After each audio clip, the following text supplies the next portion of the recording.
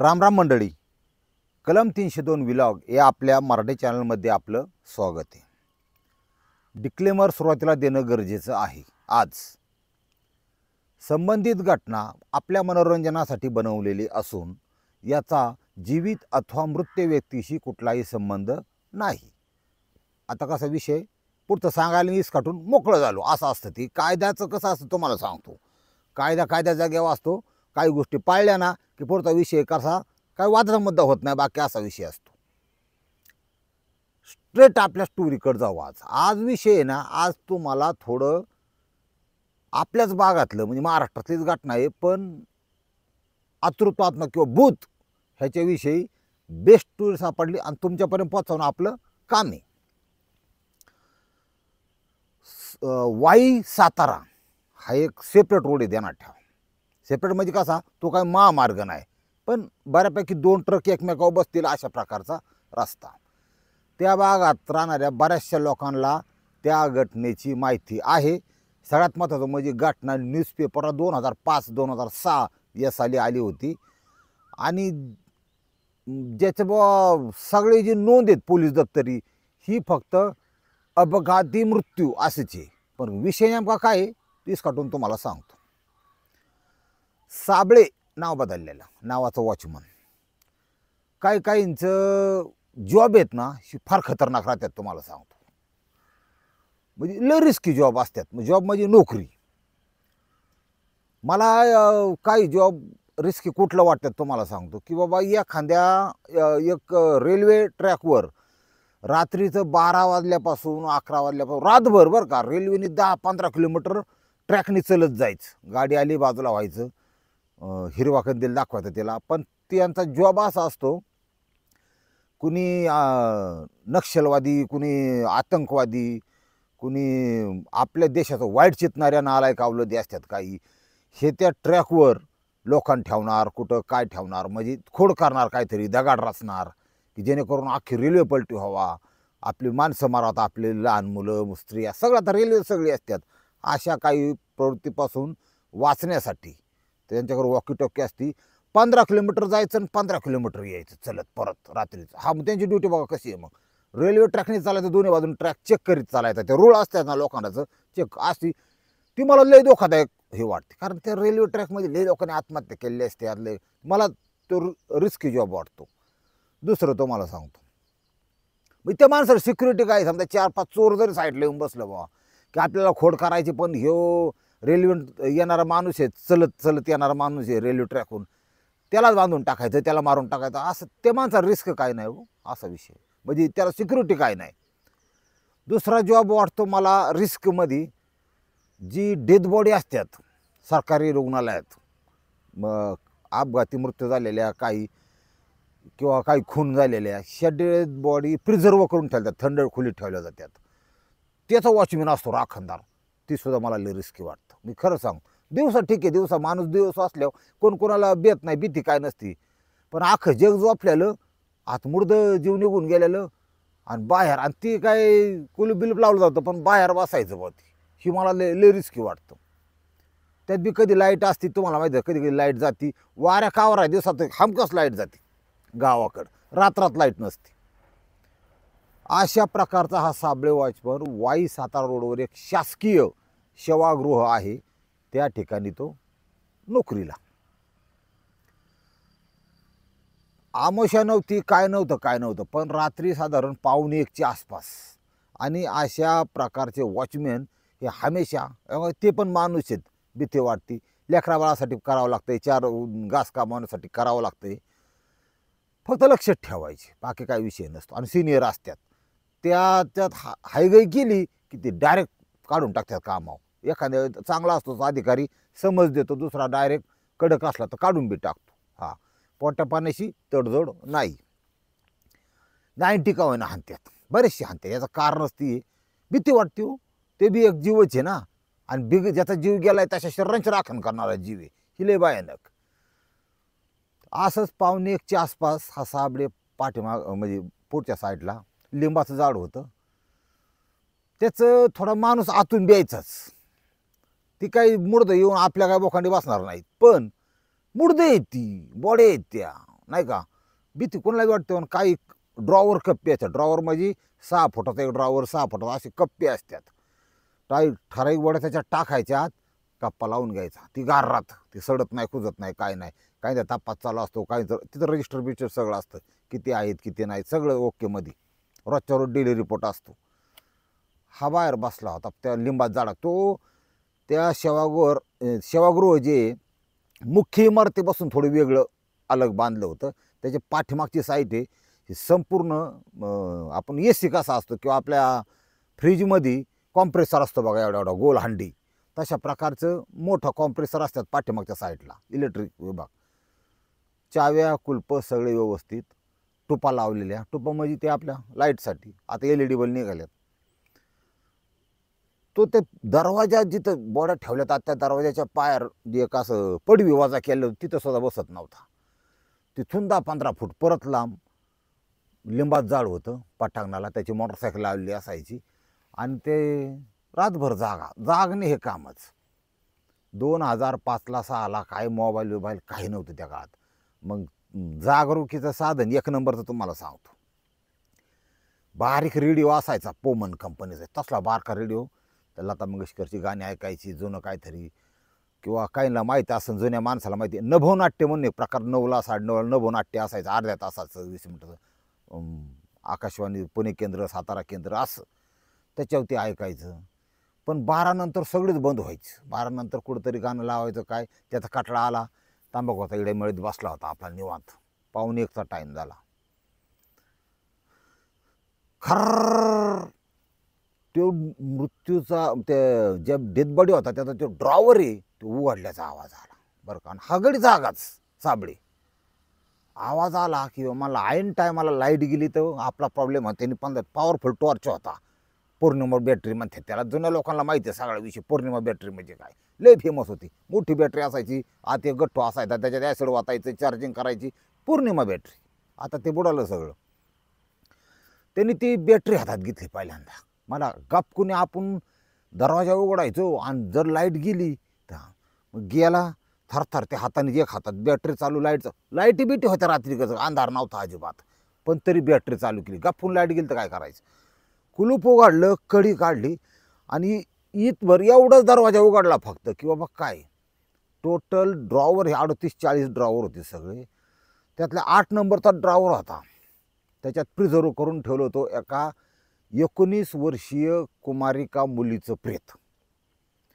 तिची, तिच्या आईची आणि तिचे वडील अशा 3 जणांची 2 दिवसापूर्वी एका ट्रकनी उडावल्यामुळं खलास झालते 3 कुटुंब. ते ठेवलं होतं. आणि ते त्यांनी बघितलं आणि त्याची फक्त ओळख पटली नव्हती की कुठं काय कोणाला द्यायची ही, त्याच्यामुळे ते ठेवलं होतं. गाडी मुंबईहून येत होती साताराच्या दिशेने. त्या मुलीचं जे प्रेत होतं ज्या ड्रॉवरमध्ये, तो ड्रॉवर एवढा उघडला होता 2 फूट पर्यंत असा. आजूबाजूला कुठलाही दरवाजा नाही, खिडकी होती पण कुणी आत येण्याचा विषयच नाही. काय ऑटोमॅटिक कसं काय उघडून भाऊ. तो परत हात गेला, बॅटरी दाबली. त्या ड्रॉवरमध्ये फक्त काळं सांगाळलेलं एवढं रक्त होतं अजिबातच. आता कसं होतं, बॉडी PM करून ठेवल्यानंतर ती बॉडी टोटल ते पांढरा कपडा असतो बघा, ते पट्टी तसलं आपण जखम झाल्यावर नाही का बांधत तसलं बँडेज, त्याने अख्खी बांधलेली असते. डोळे उघडे असतात, पायाचे पंजे उघडे असतात. ते पाणी विणी घालायचं विधी करताना असा विषय असतो. ते ठेवतात उघडे. सगळ्यात महत्त्वाचं म्हणजे ह्या अंगठ्याला आणि त्या अंगठ्याला बांधून ठेवायचं. अंगठ्यालाच एक चिठ्ठी असते, त्याच्यावर नाव असतं, तारीख वेळ सगळं असतं, ती कोणाची बॉडी काय. शी म्हणलं पोरगी कुठे गेली बा. आईला मला आता अवघड झालं बा. आपल्या नोकरीचं तर वाटलं झालं म्हणलं. आता ही काही बरी तर आहे का आता. पण कुठं दरवाजा नाही. मग त्यांनी वर चेक केले की आईला पत्रा होता त्यावेळेस, लोखंडी पत्रा उचकाटून तर काय चोर बिरात शिरलं का काय. आणि बोकडी कशाला कोण नेईन बा. बॉडीसुद्धा नेली जाऊ शकते. कशाला तंत्र मंत्र विद्या अमकं तमकं करायला लोक नेतात. लोक लई चित्र आहे, काही करतात लोक, तुम्हाला सांगतो. पण तिथं तसं बी काय नाही. परत ड्रॉवर आता 1 वाजले होते. 1 वाजता म्हणला साहेबांना फोन लावणं हो एवढं हे नाही. पण काय करू गाड्या, लावू का नको फोन. साहेब ते शिव्या घालणार 1 वाजता झोपमोड केली म्हणून. काय करू गाड्या, असं करतो की जसं काय सकाळच्यापर्यंत मला बघितली, कारण माझ्या विचारणार आहे सगळं. परत ड्रायव्हर लावून घेतला, शितं दरवाजाला कुलूप लावलं, परत बसला. आता झोपीचा विषयच नव्हता, झोप बी पार गेली. जशी सकाळ उजाडली जागाच तो काय हे नाही, झोपला नाही, काय नाही काय नाही. पण म्हणला नोकरी 100% गेली म्हणला. पाठ सकाळच्या पारी परत तशा प्रकारचा आवाज आला. अरे मला आता कुणीतरी हाय गाडी आतमध्ये.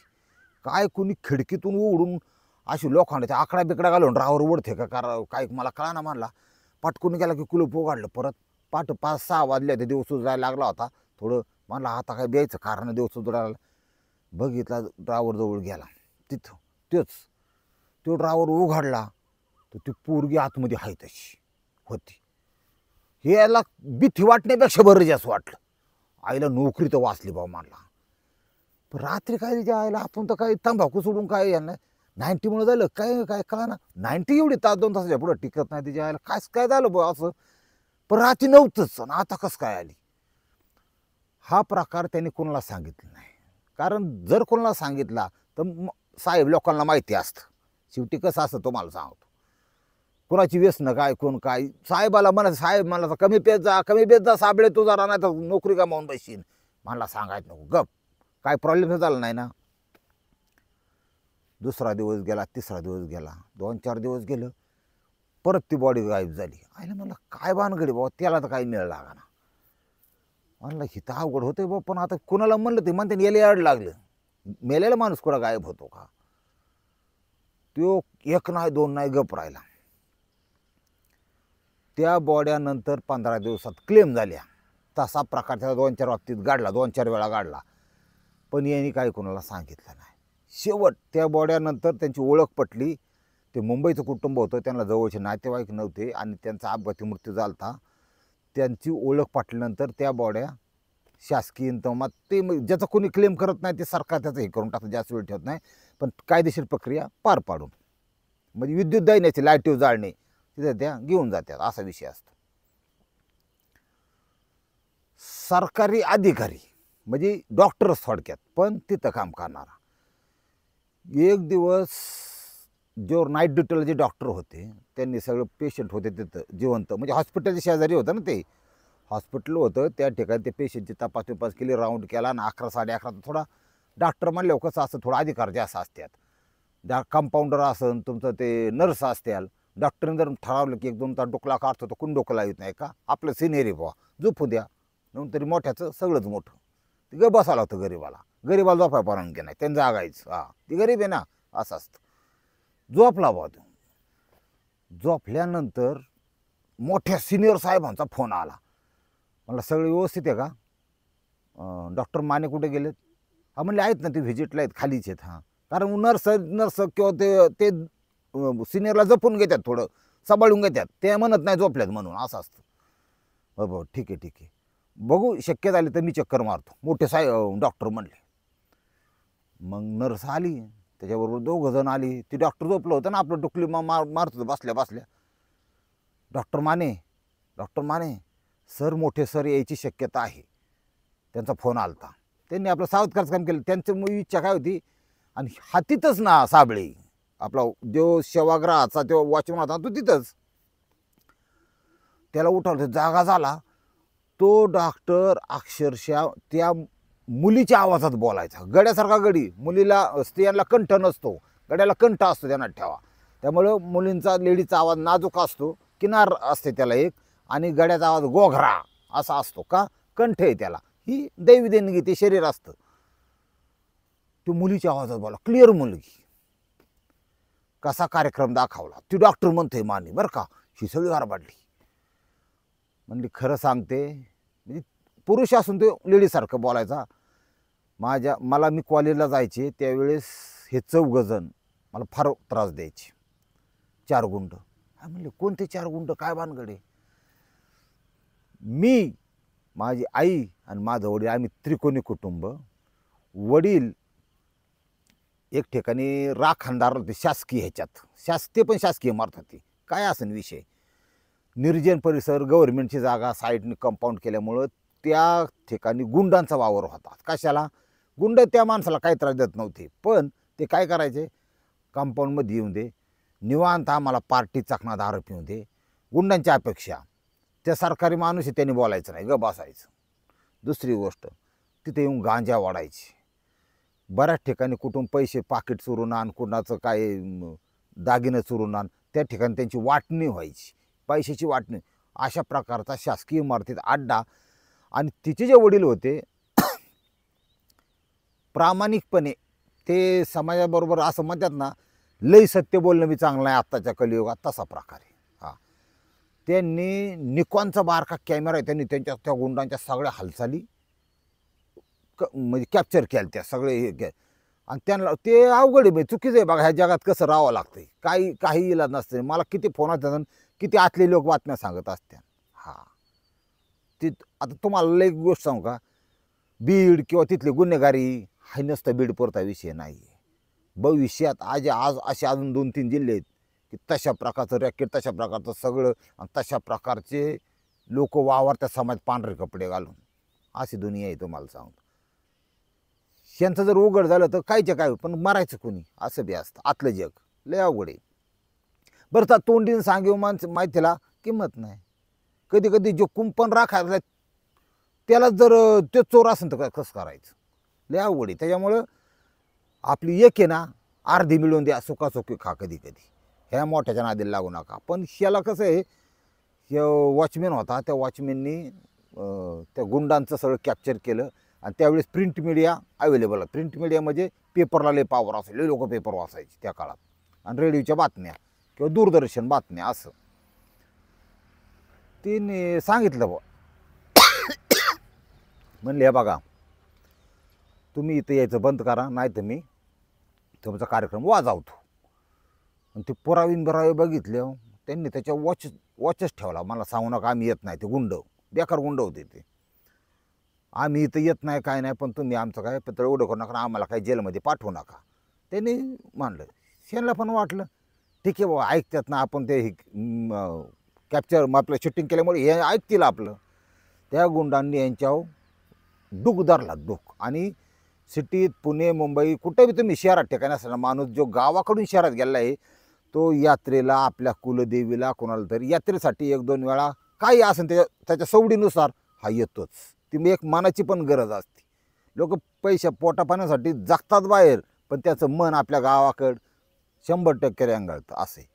आणि ते योग्य पण आहे. त्या माणसाचं तिथं बालपण गेलेलं असतं, भावनांचे विषय असतो, आपल्या देवाचा, आपल्या आशीर्वादाचा सगळा विषय असतो. आणि हे सगळंच व्यवस्थित राहिलं तरच माणसाची बुद्धिस्ट ठेवून येड लागणे एका जागेवर काम करून असं पण असतं. हे कुटुंब देवाच्या कार्यक्रमासाठी दर्शनाला जात असताना त्यांचा कार्यक्रम यांनी ट्रकने जाणून बुजून केला. ट्रकने उडावलं, निघून गेले 4 गुंडांनी. तर हे सगळं डॉक्टर सांगत होता मुलीच्या आवाजात. आम्हाला त्यांनी मारलं काही कारण नसताना. मृत्यूनंतर मी ते काय ते ड्रायव्हर उघडायचं ना, की ते सांगितलं की मीच जात होते बाहेर. मग आता परकाया प्रवेश हा प्रकार असतो, पण स्वतःच्या देहात एक आत्मा, तोच आत्मा परत शिरू शकत नाही. मग ह्या तिघांपैकी कुणाचं तरी कुणाच्या शरीरात, म्हणजे ते वडिलांच्या शरीरात जात असन, ड्रायव्हर उघडलं ते कुठला असन, आता 1000 रुपयाला याला मिळ नसन लागला. पण त्या मुलीने टिपून 4 गुंड मारले त्या प्रेतात्म्याने. त्यातला एक जे गुंड आहे 3ऱ्या मधल्या, हे सगळे पोलीस रेकॉर्डला घटना रेकॉर्ड केलं 2005 साली. 3ऱ्या मधल्याने एका गुंडाने आत्महत्या केली.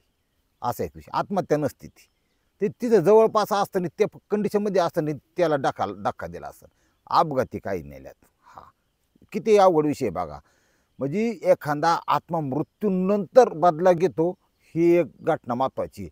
मनात माझ्या कधी कधी जायला एवढं मर्डर होत्या तिथं आता, आणि ते संवादातून हे ते नवरं मारलं त्या झोपीत म्हणा, कसे म्हणा, त्या बाईकून किंवा प्रियकाळाकून, हे का त्यांच्या बोखांडी बसत नाही परत असं पण वाटतं ना. म्हणजे जग लय गुंतागुंतीचं आहे. काय त्यांना बंध नाही आहेत, काय किती मोकळीक आहे, मी काय बोत नाही, त्यामुळे मी काय सांगू शकत नाही. पण हाय हे सगळं अशा प्रकारे. ही त्या डॉक्टरने त्यांच्या तोंडून ऐकल्यावर कुणाच्या नाही आला, साबळ्याच्या विषय डोक्यात आला की हीच पोरगी जात होती. कधी बापाचं रावर उघडं होतं होतं, कधी आईचं असंच असलं पाहिजे. आमची थोडी जात झाली म्हणून मला कळलं नसन, पण मृत आत्मासुद्धा बदला घेऊ शकते एवढी घटना घडलेली आहे. हे सत्य असत्य जास्त त्याच्या मानण्याचा विषय असतो. पण घडलेला ठराविक प्रकार तुमच्यापर्यंत पोहोचवणं माझं काम होतं. रामकृष्ण हरी माऊली.